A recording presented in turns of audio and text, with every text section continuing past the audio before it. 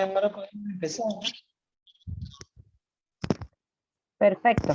Acá. Bueno, entonces empiezo con la reunión. La cámara para que no se gaste tanto el internet. Es que no sé cómo, de dónde lo tengo. Abajo, donde dice iniciar video. Es que no me dice nada en la pantalla. A ver, lo voy a achicar. Voy al escape y voy a achicar la pantalla. No sé. ¿Ves? Bueno, y si no me voy a ir más adelante, más cerca de donde captamos nosotros. Bueno, ya está. Vamos a irnos más adelante. Ya está, pero ahora está. Bueno, ¿ahora escucha? ¿Hola? Ahí está, ¿Sí? ahí está, ahí se escucha perfecto. Ahí está bien. Sí, perfecto. Bueno, ahí empezamos entonces. Gracias. Sí, ya están todos los chicos adentro. Sí, ya vi que teníamos todo. Bueno, gracias, muy amable. Buenas tardes. Vamos a comenzar con una de nuestras últimas clases, la penúltima, antes del primer parcial, antes del receso de julio y del primer parcial, así que espero que vayan estudiando significativamente para tener una preparación adecuada a los fines de poder pasar este primer escalón en busca de el posterior ingreso a la carrera de Ciencias Médicas en la Facultad de Ciencias Médicas de la Universidad Católica de Cuyo. Bueno, diré que está bien fresco, así que está muy lindo para estudiar, bien abrigados, y no dan ganas mucho de salir, y de modo que por todas las circunstancias, más las temperaturas reinantes, lo mejor es estudiar. Y acá vienen estas palabras, estas expresiones relacionadas o vinculadas con los médicos argentinos. Antes no teníamos en nuestros contenidos de introducción a la medicina referencias a destacados profesionales del arte de curar de nuestra república, de nuestro territorio. Pero los incluimos de hace unos años para mostrar también el reconocimiento, la jerarquía y el nivel alcanzado por muchos de los mismos. Esto viene solamente como un ejemplo muy limitado o reducido para hacer lugar después a otros médicos en la segunda parte del año, médicos de nuestra patria chica, es decir, de la provincia de San Juan, que han merecido reconocimiento dado el nivel de los mismos. Acá he puesto yo estas palabras sencillas que dice: la historia nos refleja el camino recorrido y del mismo. La historia nos refleja el camino recorrido y del mismo debemos extraer los ejemplos que nos guíen desde el germen de nuestra propia historia personal. De que nosotros cuando iniciamos nuestro recorrido, nuestros comienzos como estudiantes, podemos, ¿por qué no?, tomar como guía o como ejemplo a seguir o como propósito algunos de los personajes, algunos de los científicos, médicos que se han destacado en la República Argentina. Por cierto, pueden tomar algunos otros que no están aquí, muchos otros no están aquí, pero nosotros vamos a referirnos brevemente a algunos de ellos.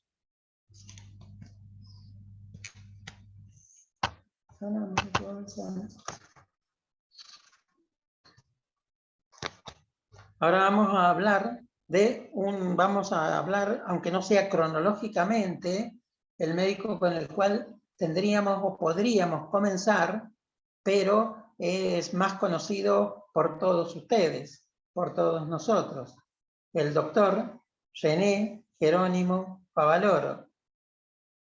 Nació un 14 de julio de 1923. Nació el 14 de julio de 1923 en la ciudad de La Plata.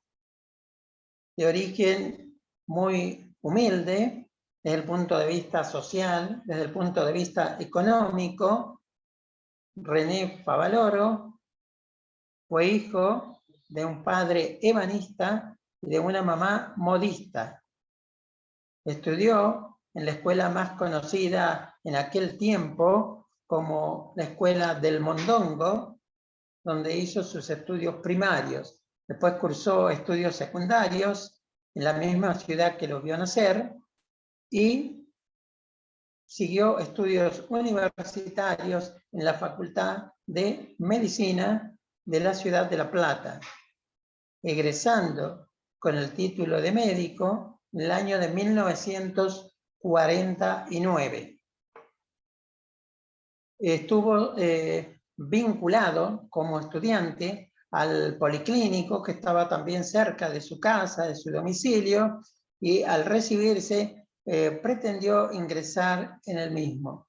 Pero entre las condiciones para poder hacerlo se referían en forma bastante elocuente, bastante clara, a razones o motivos políticos que debían seguir, o sea, una orientación política determinada debía ser seguida por los que ingresaban, los médicos ingresantes, al policlínico y seguramente a otras entidades u hospitales, sanatorios, es decir, del Estado, no privados, sino estatales, en ese momento, en la ciudad de La Plata y posiblemente en varios lugares de la República Argentina. Era el momento de la presidencia de la época del general Perón.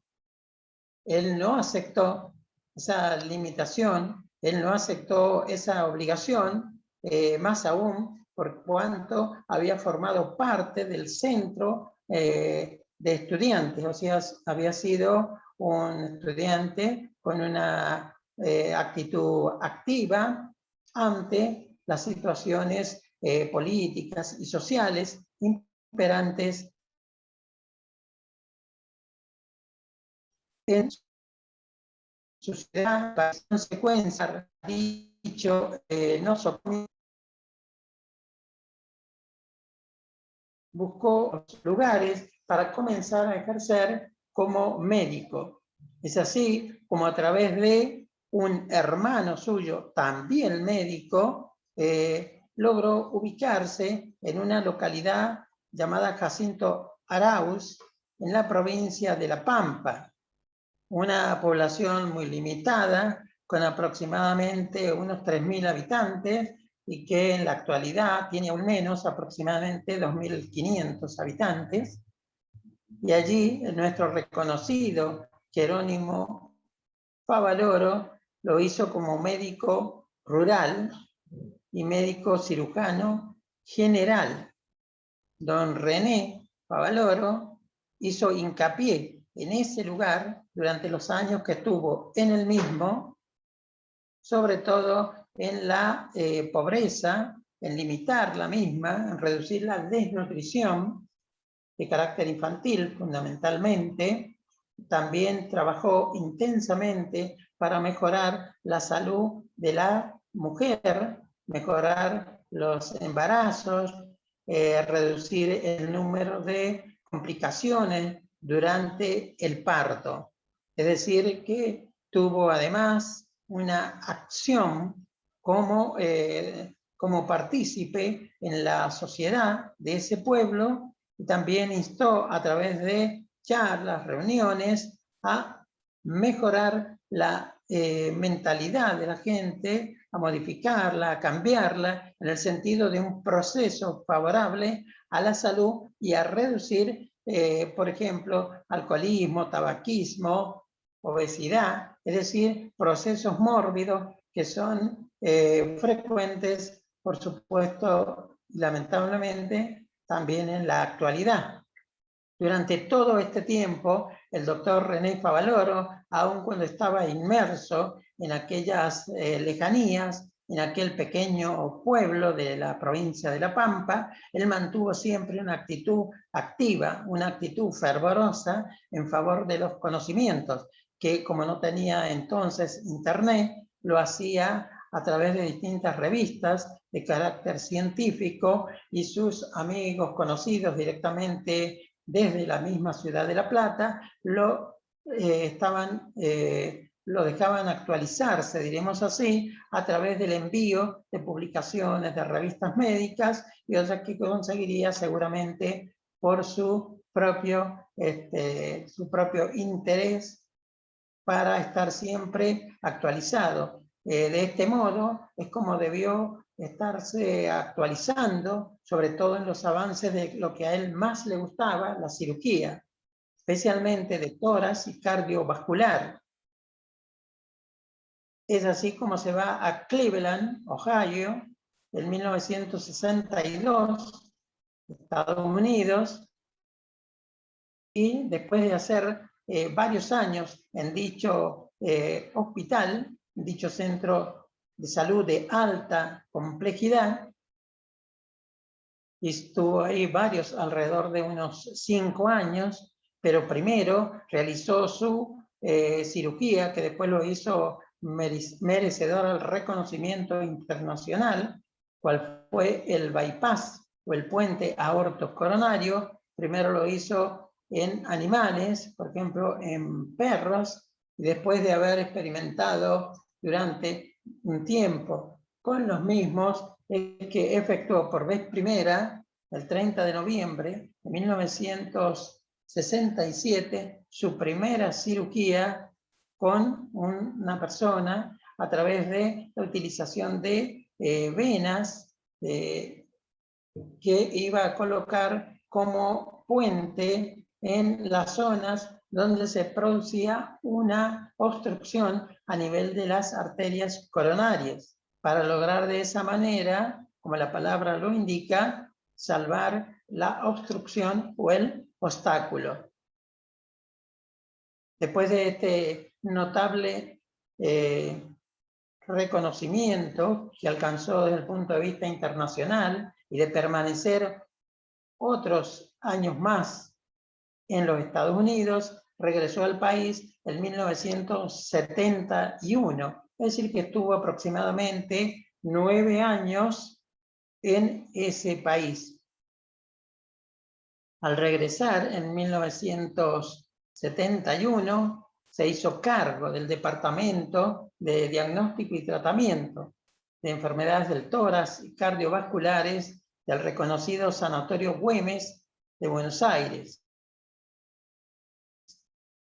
donde comenzó a formar a los jóvenes y también a los estudiantes en el área de la medicina, fundamentalmente en lo que respecta al corazón, enfermedades cardiovasculares.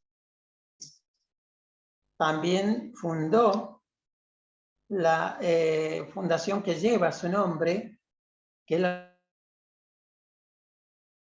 Fundación Favaloro. Beca, se otorgaban posibilidades a distintos aspirantes a ser cirujanos cardiovasculares. Fue designado como miembro de la Academia Nacional de Medicina. Don René Jerónimo Favaloro fue además una persona muy preparada, muy culta y muy interesada por escribir y por la historia. Sí, por ejemplo, escribió sobre el general José de San Martín, también escribió libros sobre el médico rural y, entre otras obras muy importantes, lo que él hizo como tratamiento quirúrgico relacionado con las coronarias y la arteriosclerosis. Terminó su vida en forma trágica, forma drástica, porque se procede él mismo en el año 2000 él mismo se quita la vida como consecuencia de una serie de situaciones desfavorables desde el punto de vista económico para su fundación, y después de haber golpeado reiteradamente diversas puertas del poder en aquel tiempo, no obteniendo respuestas para poder continuar con la obra que él se había empeñado en llevar adelante, se ve que ya muy maltratado y sintiéndose seguramente extremadamente deprimido, pese a todos los esfuerzos y a la lucha que tuvo a lo largo de su vida, donde dejó, ¿cierto?, primero La Plata por razones políticas, primero la ciudad de La Plata por razones políticas, después se instaló en La Pampa, y viendo que su destino podía ser otro, se fue a los Estados Unidos, y después de haber pasado años a saber en qué condiciones, en qué circunstancias, pudo avanzar por demás en forma significativa, y terminó de esta manera,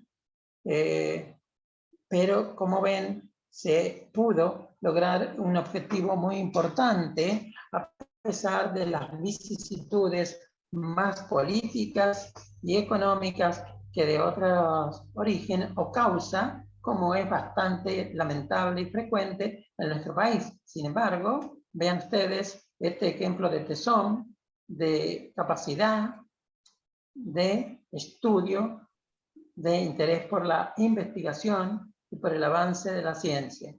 Es un honor que nuestro René Jerónimo Favaloro haya estado y esté entre nosotros.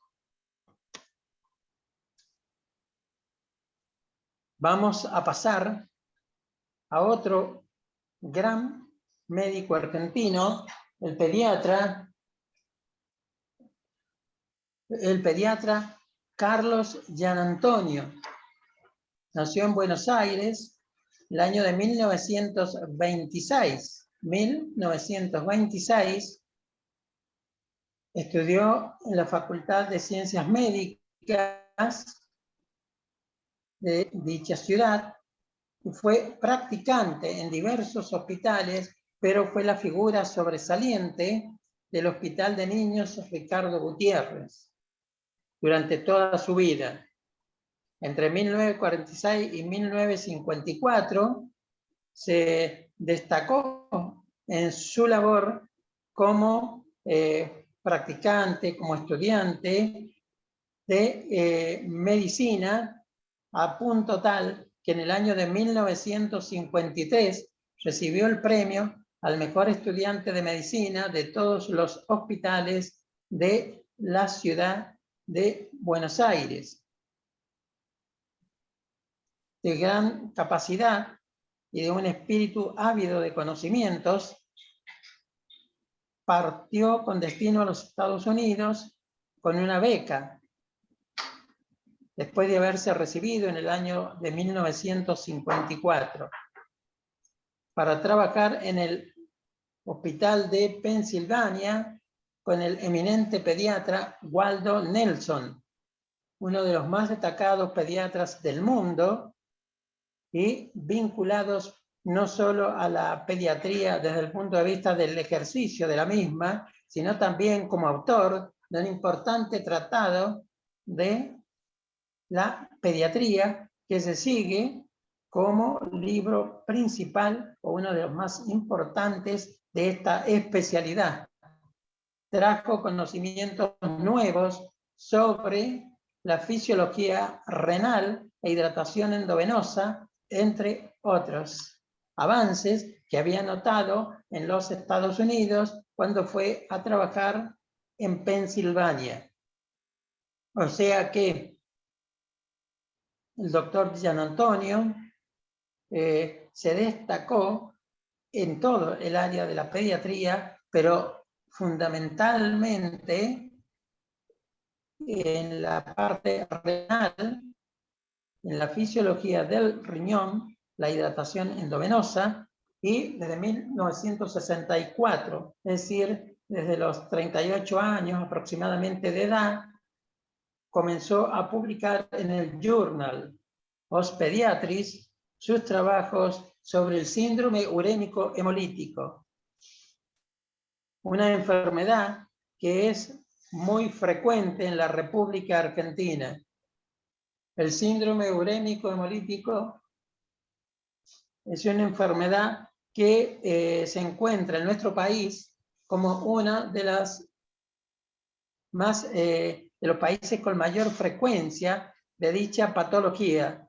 Este es un síndrome que se caracteriza por el aumento de la uremia y también por procesos que pueden vincularse con anemias hemolíticas. De ahí el nombre, síndrome urémico hemolítico. Este es el famoso síndrome vinculado con las hamburguesas o carne molida u otros tipos de carnes, fundamentalmente, que no estén bien cocidos. Y también hay que tener cuidado cuando uno prepara los alimentos de lavar y enjuagar muy bien lo que son los cubiertos, los platos, es decir, todos los utensilios que se utilizan en el proceso de preparación de los mismos. Puede llevar a insuficiencia renal aguda y puede dejar como consecuencias un fallo renal que puede hacer que estos pequeños pacientitos puedan terminar en una diálisis de carácter prolongado o permanente, incluso un fallo renal con trasplante renal. Estos estudios que hizo el doctor le dieron un reconocimiento no solo a nivel país, sino también a nivel internacional. También estuvo como médico, entre otros sitios o lugares, en el reconocido Hospital Italiano de Buenos Aires, en el carácter de médico consultor. Fue profesor honorario de la Facultad de Medicina, también docente en lo que hace a la pediatría, por supuesto, y fue designado en 1989 como miembro de la Academia Nacional de Medicina. Nuestro más célebre, nuestro más reconocido pediatra murió en el año de 1995, es decir, antes de cumplir 70 años de edad. El doctor Gian Antonio entonces marca un hito, una referencia de suma importancia para aquellos que quieran dedicarse a la medicina y especialmente al área de la pediatría.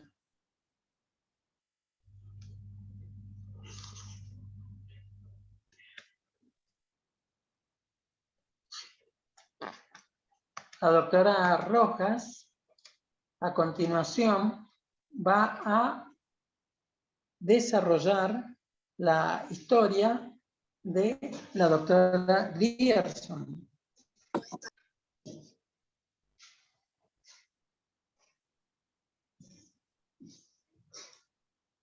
Bueno, buenas tardes.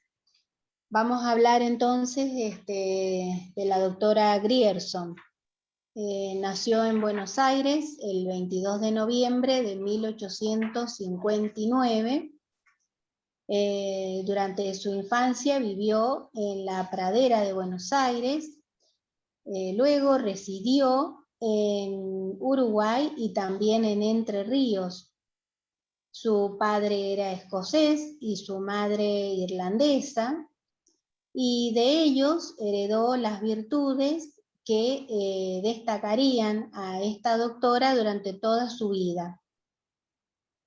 Desde muy jovencita, desde los 13 años, daba clases en la primera escuela rural de Entre Ríos.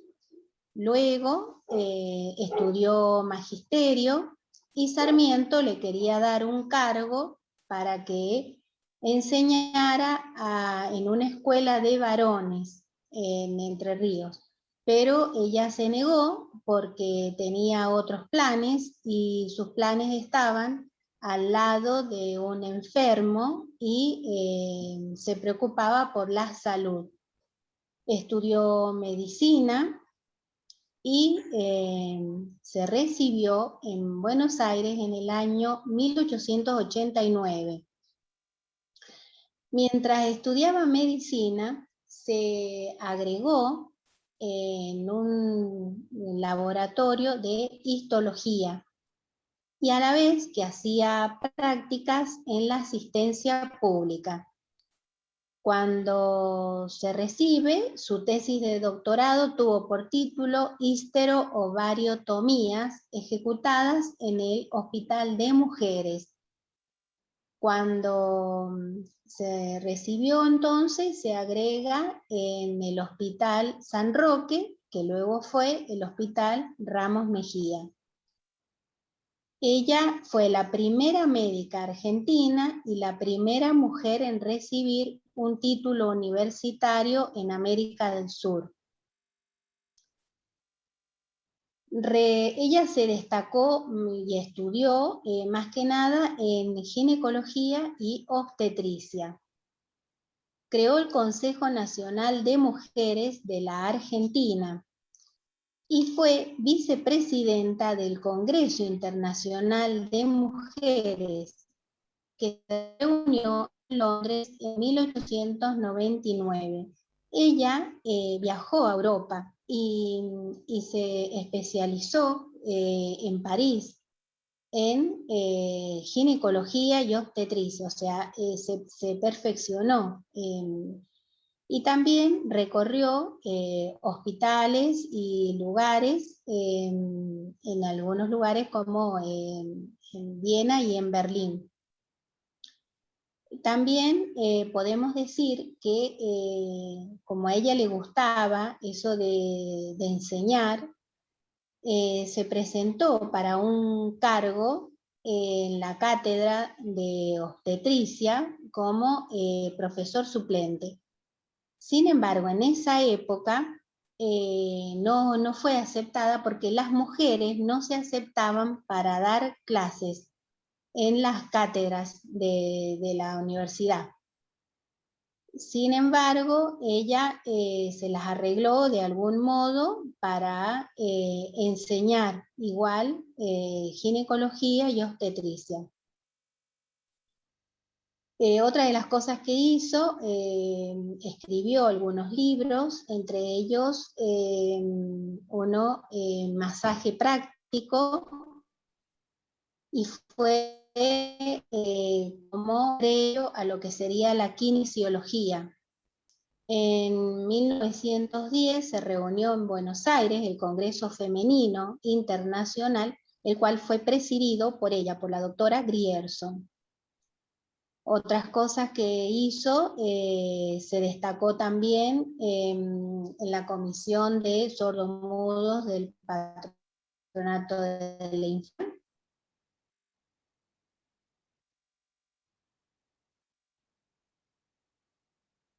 Y de 1934. Ella, cuando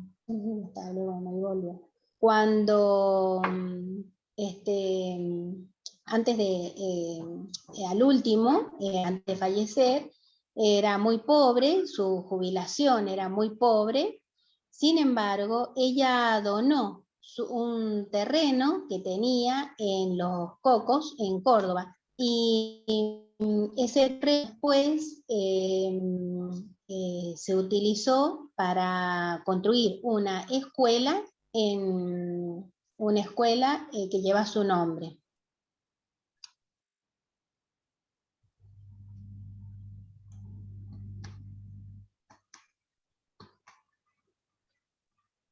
Bueno, vamos a hablar del doctor Ángel Roffo.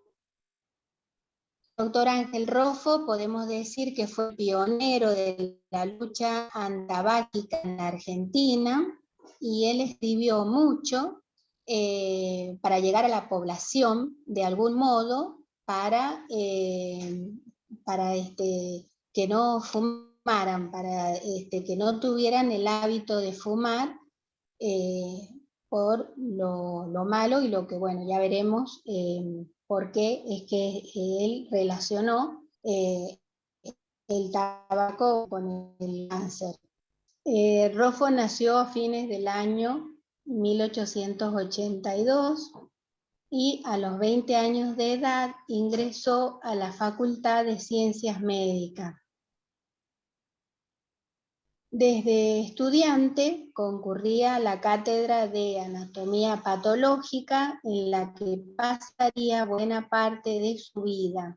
Su primer trabajo lo presentó en cuarto año sobre las células nerviosas. Me pareció que alguien había hablado. Bueno, cuando se recibe de médico, su tesis fue sobre cáncer. Y unos años después presenta Cáncer Experimental en la Academia Nacional de Medicina. Y fue tal el entusiasmo generado por este trabajo, o sea, lo importante que fue este trabajo, que se creó un lugar, sección cáncer, pero en ese momento fue en el Instituto de Bacteriología y se llamó al doctor Roffo para colaborar con el jefe. El doctor Roffo fue el pionero, en realidad, en la lucha contra el cáncer. Fue el que se dedicó a esta enfermedad, a la oncología.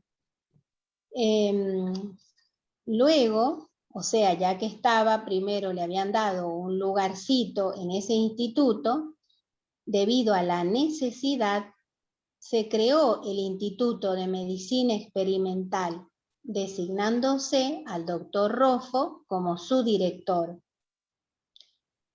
Él viajó a Europa, en donde visitó muchos lugares, y él era el representante en Argentina, y fue, digamos, el mayor exponente, porque él se dedicó a la lucha contra el cáncer. Tuvo la oportunidad entonces de estar con Madame Curie y conocer el tratamiento con el radium para el tratamiento del cáncer. Además, bueno, él era docente porque incluso cuando él se recibió se había agregado como jefe de trabajos prácticos en urología y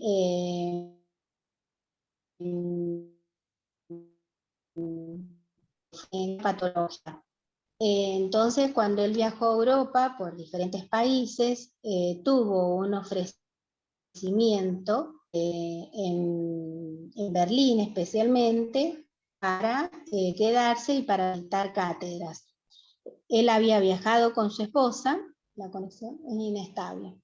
Había viajado con su esposa, pero bueno, no se quedó. Él regresa a su lugar, a Buenos Aires. El instituto experimental, que después lleva su nombre, que es el Instituto de Oncología, Ángel Roffo. Él dedicó, bueno, muchos trabajos al tabaco, también recibió muchos premios. En Francia recibió la Orden del Caballero de la Legión de Honor.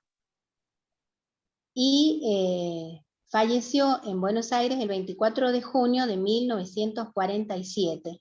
El último tiempo él estaba muy mal porque había sido apartado de la dirección, digamos, de este instituto donde él estaba a cargo. Este instituto que lleva su nombre, de oncología. Fue uno de, digamos, el primero, entonces, dedicado al tratamiento del cáncer, y fue uno de los más importantes de Argentina y de Latinoamérica. Y después se construyeron entonces pabellones para hombres, para mujeres, tenía laboratorio, tenía rayos X y tenía todo lo que era para el tratamiento. La ALCE, que es la lucha también para el cáncer, había sido su señora, la esposa de Roffo, la que estuvo con esta institución, digamos, que fue un poco como paralela. Los dos estuvieron entonces en lo mismo. Y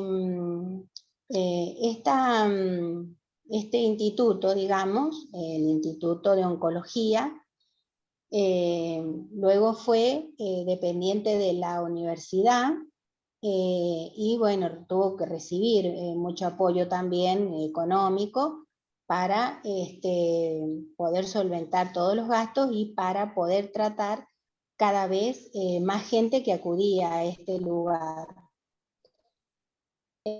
Actualmente, ya que es dependiente también de la facultad, hay residencia de diagnóstico por imágenes y también de tratamiento de radioterapia. Bueno, eso del doctor Roffo. Ahora continúa el doctor Castillo.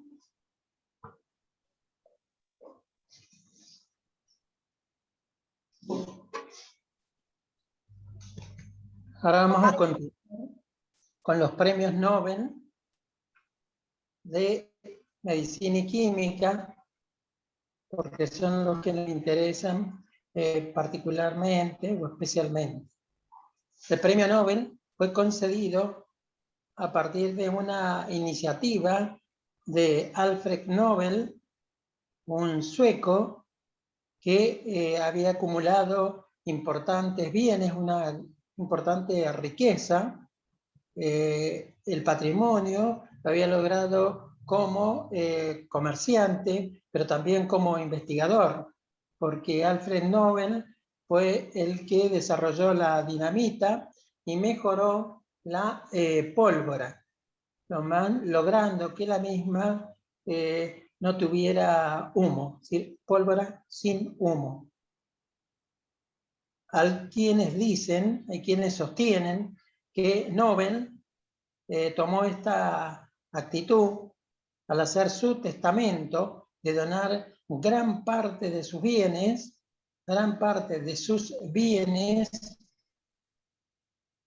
para personas que beneficiaran a la humanidad, ya sea por sus avances científicos o desde el punto de vista de la contribución de las mismas a la paz, al orden, a mejorar la sociedad en su conjunto.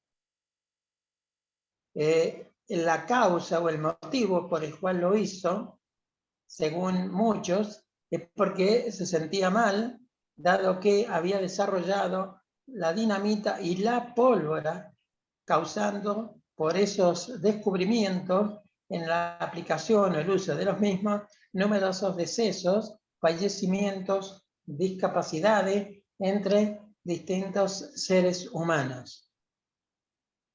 Este premio Nobel comenzó a otorgarse en los comienzos del siglo XX. Ellos, los países que ha tenido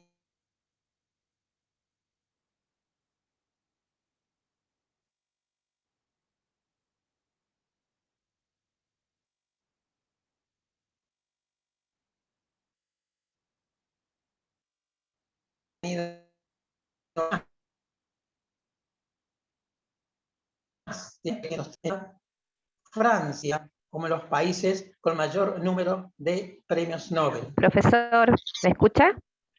Sí, Beatriz. Sí, se le cortó un poquito. ¿Puede volver a explicar?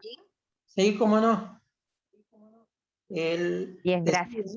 que los premios Nobel, a los cuales nosotros nos vamos a referir fundamentalmente, porque es el área que nos ocupa, medicina y química, que fue una idea o un desarrollo a partir del contenido del testamento del sueco Alfred Nobel, que al fallecer testó, es decir, escribió en el testamento que gran parte de su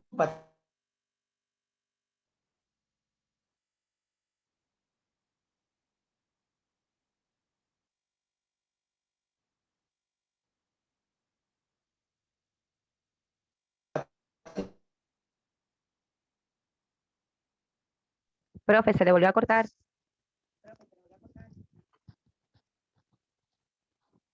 patrimonio fuera... Hola, hola. Hola, hola, ¿ahora? ¿Me escucha? Sí, sí, lo Sí, se le escuché. cortó cuando estaba hablando del... Ah, bien, bien, bien, perdón. Ahí está. Ahí lo escucho, sí, sí. Bueno, entonces desarrolló estos premios Nobel, como decía, y los Estados Unidos tienen aproximadamente, tenían 430, ahora tienen más. Gran Bretaña sigue con unos 130 premios Nobel, después siguen Alemania y Francia, siendo estos los países con mayor número de distinciones por su investigación, por su nivel científico, por su nivel académico, por su desarrollo intelectual destacadísimo en comparación con otros países de diversos continentes de nuestro mundo.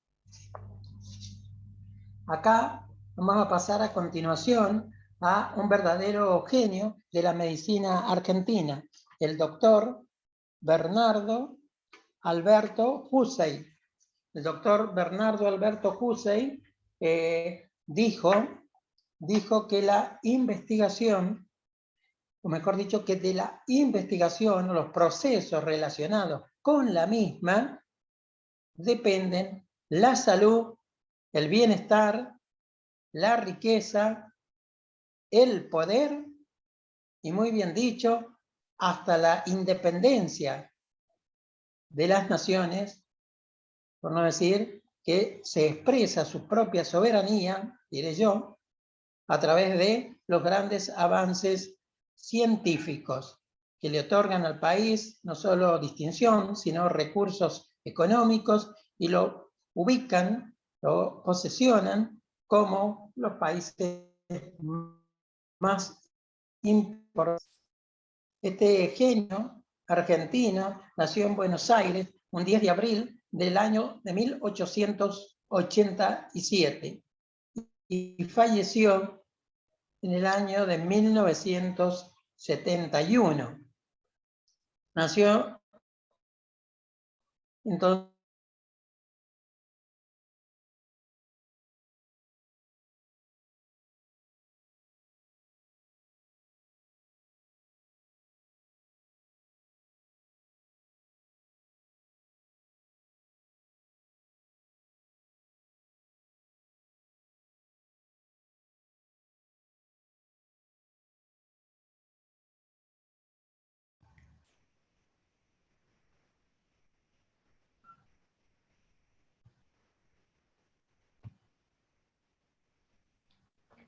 Profe, se le volvió a cortar.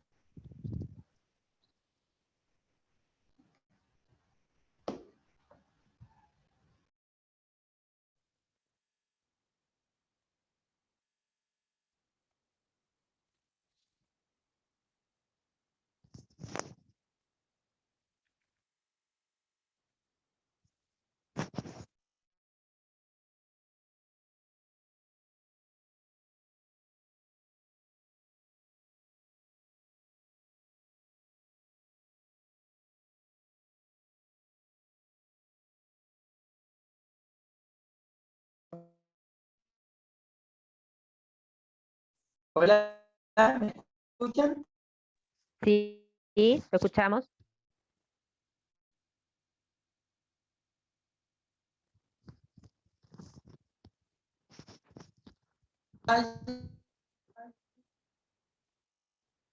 Es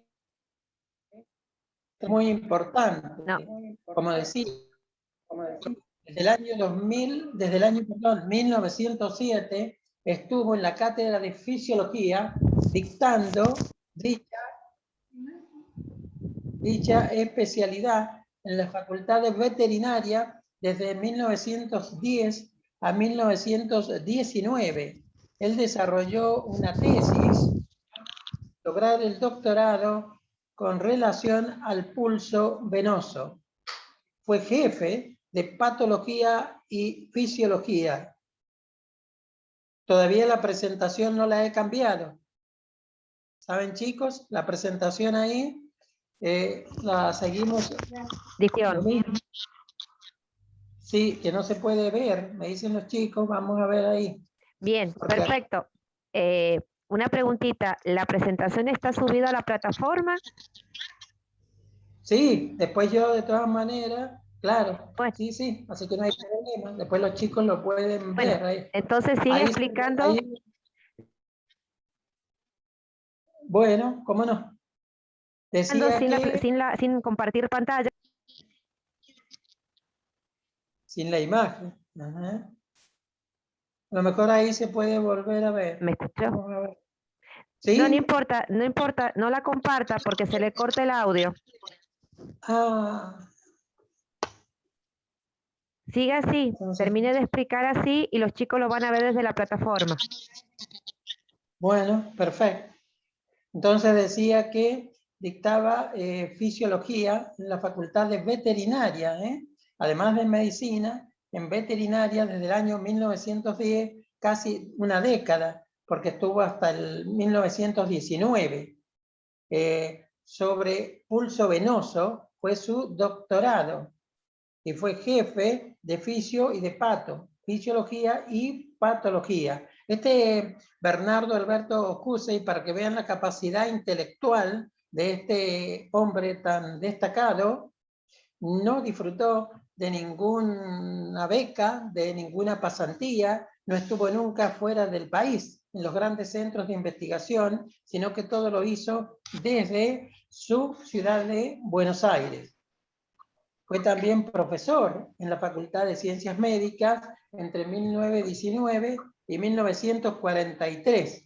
Después, por razones políticas, se tuvo que alejar del país, como le ha pasado a muchos otros científicos, investigadores y en general personas en la República. Por los avatares de la política se tuvo que ir durante algunos años, pero mientras estuvo aquí fue director del Instituto de Fisiología, consejero por varios años de la facultad y presidente, incluso presidente, nada más ni nada menos que presidente de la Academia Nacional de Medicina. Su mayor logro fue haber alcanzado el Premio Nobel de Medicina y Fisiología, Nobel de Medicina y Fisiología en el año de 1947. Ya había habido otro premio Nobel anterior de Argentina, un premio Nobel de la Paz, Saavedra Lamas, premio Nobel de la Paz. Pero en ciencias, el primer premio Nobel fue el de Bernardo Alberto Husey, 1947, por el descubrimiento de la importancia del lóbulo anterior de la glándula hipófisis en el metabolismo del azúcar, procesos vinculados o relacionados también con la enfermedad tan conocida como la diabetes.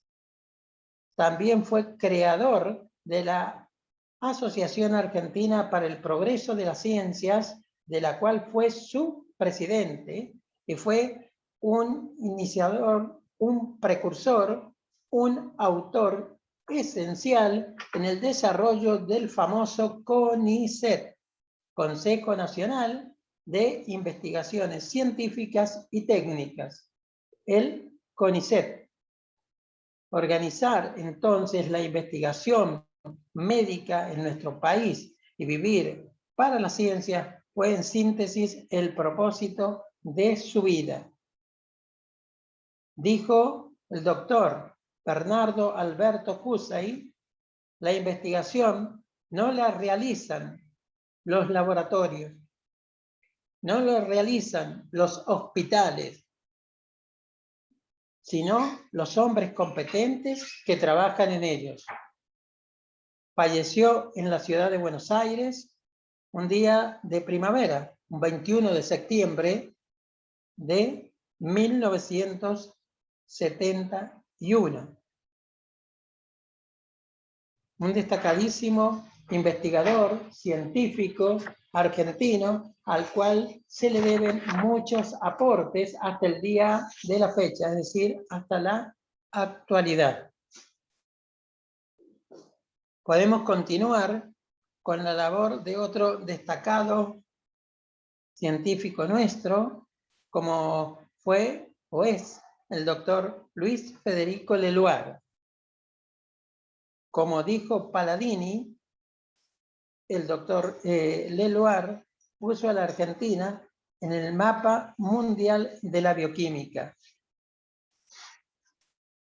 Este gran investigador descubrió que los ácidos grasos se pueden oxidar en sistemas de células y la existencia y producción enzimática, por ejemplo, de la angiotensina o la síntesis de polisacáridos, de azúcares como el almidón y el glucógeno, aportes principales para los mecanismos de síntesis de las gluco o glicoproteínas. O sea, trabajó mucho el doctor Leloir, Luis Federico Leloir, con el tema de los hidratos de carbono. Este destacado científico argentino nació el 6 de septiembre de 1906 y falleció el año de 1987, víctima de un infarto de miocardio.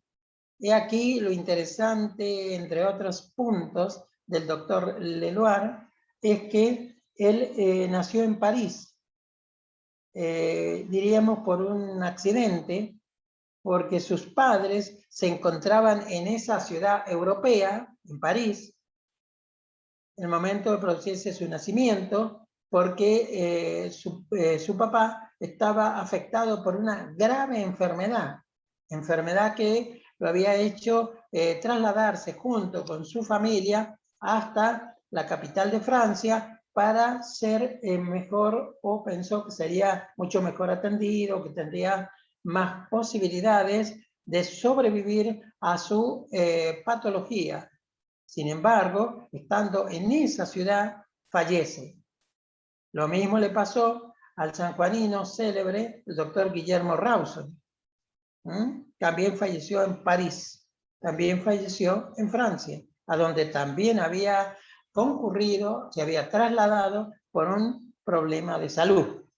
Pero continuando con nuestro premio Nobel, Luis Federico Leloir, diremos que él mismo nació entonces en París, permanecieron allá algunos años, vino a la República Argentina nuevamente, se nacionalizó argentino y estudió medicina en Buenos Aires, recibiéndose en el año de 1932. Alrededor de 26 años tenía cuando obtuvo el título en la UBA. Después obtuvo otro premio Facultad, por su tesis de doctorado sobre las glándulas suprarrenales en el metabolismo de los hidratos de carbono. En esta tesis, para obtener la misma, en su ejecución, tuvo como colaborador inmediato, como director de tesis, al doctor Bernardo Cussay. Este médico, como vemos, estaba muy dedicado a la química, a los procesos bioquímicos, dado que cuando empieza a ejercer la carrera como médico, después de graduarse en la UBA, no se sentía cómodo, ya sea por la relación con los pacientes, por la relación con los colegas, por el tipo de tarea que debía desarrollar para estar, digamos, diariamente al lado del paciente. Por lo tanto, se fue inclinando por la bioquímica, perfeccionando incluso sus estudios fuera del país. Él fue a perfeccionarse, por ejemplo, en Cambridge, en Gran Bretaña, en un lugar, en un laboratorio dirigido por un famoso premio Nobel como fue Frederick Gowland. Fue a trabajar ahí alrededor de 1934 y después estuvo con los célebres hermanos Corey, Carl y Jerry Corey, pasando a estar por último en la Universidad de Columbia en los Estados Unidos. Entonces, el doctor Luis Federico Leloir estuvo en Cambridge con el premio Nobel Frederick Gowland. Después se trasladó a los Estados Unidos, a San Luis, Estados Unidos, en el laboratorio de Carl y Jerry Corey, y después pasó a la Universidad de Columbia, de la ciudad de Nueva York, desde donde regresa posteriormente al país. Este reconocido científico estuvo trabajando en el Instituto de Fisiología, donde a su vez estaba el doctor Hussein, dependiente de la Facultad de Ciencias Médicas de la UBA. Trabajó también en el Instituto de la Fundación Campo Amor y en otros institutos privados. El doctor Leloir, podemos decir que cuando obtuvo el premio Nobel, de Química en 1970 por su trabajo en bioquímica al descubrir los nucleótidos de azúcar y su función en la síntesis de los hidratos de carbono, destinó el premio correspondiente a su laboratorio y a sus colaboradores, becarios. Le fue mucho mejor, pues él también donaba todos los sueldos prácticamente al instituto donde él trabajaba, para que se den cuenta de la importancia que le daba el doctor Leloir a la parte económica. Diremos que él anduvo siempre en un fitito, en un Fiat 600, y que en su laboratorio carecía de, a veces, hasta elementos muy importantes. Tenía unas desvencijadas sillas de madera, de totora, como algunos de ustedes habrán visto, algunos de esos tipos de mobiliario. Lo principal para él era elegir muy bien a sus maestros, a sus colaboradores, mostrando un gran afecto, un gran cariño por los mismos, es decir, por colaboradores, por becarios. Este destacado investigador, esta destacada persona, falleció en Buenos Aires un 2 de diciembre de 1987, fue víctima de un infarto de miocardio. Acá vemos cómo el doctor Leloir, siendo médico, obtuvo un premio Nobel de Química en el año de 1970.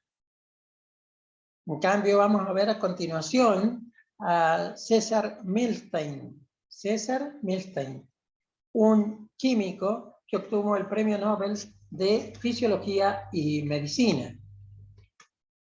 César Milstein nació un 8 de octubre de 1927, ganando el premio Nobel en Fisiología y Medicina de 1984 por el desarrollo de técnicas de hibridoma para la producción de los anticuerpos monoclonales.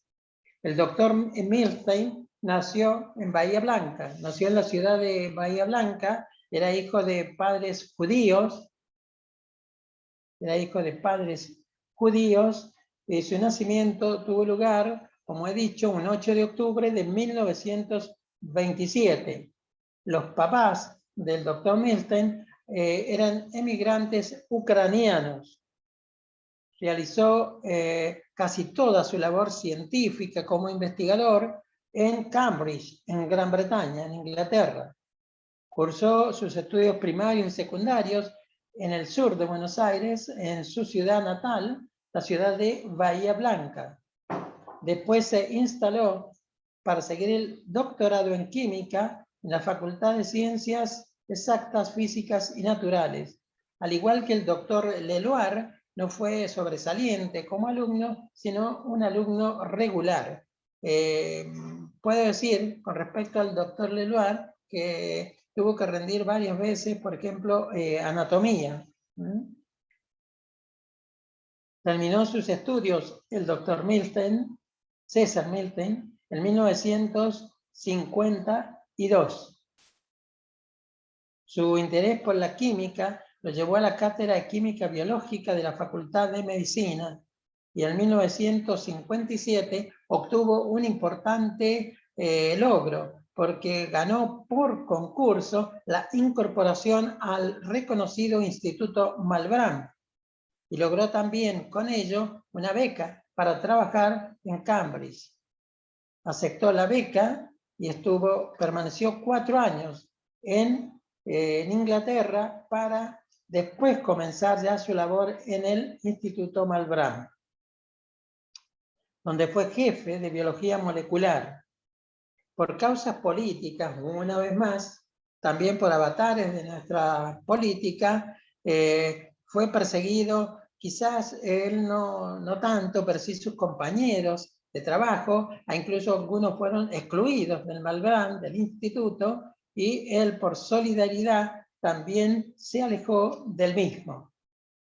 Intentó suerte nuevamente en Cambridge, de inmediato lo recibieron, comenzando con el estudio de las inmunoglobulinas, mecanismo por el cual los genes de cada individuo ordenan la producción de gran número de las mismas. Es decir, hizo el estudio de las inmunoglobulinas y después el proceso por el cual los genes ordenan de cada persona, de cada individuo, ordenan que se produzcan dichas inmunoglobulinas. Por último, un avance mayor, la fusión de células y la formación de los hibridomas, que son componentes químicos capaces de producir inmunoglobulinas específicas, que son los famosos anticuerpos monoclonales. Inmunoglobulinas específicas, que son los anticuerpos monoclonales. Así obtuvieron el doctor César Milstein y sus compañeros de equipo, un alemán y un británico, el Premio Nobel de Fisiología y Medicina, el 15 de octubre de 1984. El doctor Milstein en varias ocasiones regresó a la Argentina, a su país de nacimiento, a su país de origen, tanto por razones de investigación, razones de estudio, de curso que daba, y también por vínculos de carácter familiar. Como ven, acá tenemos un nuevo exponente argentino, un nuevo representante, que pudo ser premiado en Estocolmo, Suecia, con el Premio Nobel de Fisiología y Medicina en la Academia Carolingia, es donde se entregan dichos premios. También hay lugares como, hay un premio, el Premio Nobel de la Paz. El Premio Nobel de la Paz se otorga en Oslo, que es la capital de Noruega. Ahí también estuvieron los argentinos Saavedra Lamas, y después hubo también otro argentino que obtuvo el Premio Nobel de la Paz, Pérez Esquivel. Pérez Esquivel. O sea que tenemos 2 premios Nobel de la Paz, tenemos premios Nobel de Fisiología y Medicina en 2 oportunidades, y el Premio Nobel de Química del doctor Luis Federico Leloir. Tuvimos candidatos a otros premios Nobel, como por ejemplo Jorge Luis Borges, en varias ocasiones, al Premio Nobel de Literatura. Hasta aquí llegamos con los contenidos que van a ir al primer parcial. El día jueves voy a tratar de subirles, de enviarles, pero a través del foro, va a ver todos los contenidos que van para el primer parcial, desde nuestra clase inicial hasta esta del día de la fecha. Y la clase próxima haremos hincapié, la doctora y yo, sobre temas más significativos, más importantes, tengan ustedes la mejor orientación posible para que pasen exitosamente esta primera evaluación, que sigan estudiando, estudien mucho, para que se abra así el camino al conocimiento, a la ciencia y al logro de sus propósitos.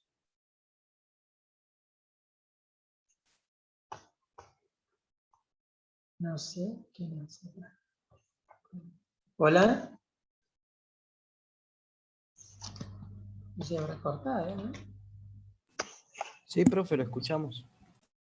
Bueno, entonces el jueves, como les dije, vamos a ver si tengo éxito en subirles, porque viste que el tema del foro por ahí no los puedo recibir bien a ustedes o las respuestas, pero la subiremos el jueves y la voy a subir a todos los temas, y si no tenemos éxito, tenemos todavía el martes próximo para volver a hablar y explayarnos sobre los temas del primer parcial, haciendo hincapié los elementos más importantes. Si algunos de estos temas que van al primero no están en la plataforma, yo ya me voy a cerciorar entre hoy y mañana para que ya los tengan ustedes.